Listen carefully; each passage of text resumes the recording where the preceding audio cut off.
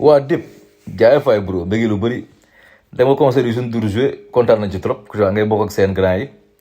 mais nag wax dafa garaaw quoi certes di nga gis ñu ñëw naan waaye wax fi dara lu garaaw la ngeen seytaane mais du loolu c'est que maanaam comédie les mots ont leur sens quoi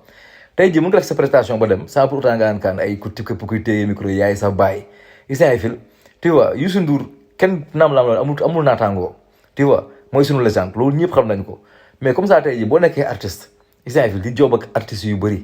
tu vois def nga son ak ay waal ak yooyu noonu te xam nga ne tey ji amoon na fi ay temps Youssou Ndour ak Wally dafa am concurrence parce que Youssou Ndour tey ji boo ne ko yaay seen bàyyi kon lay doon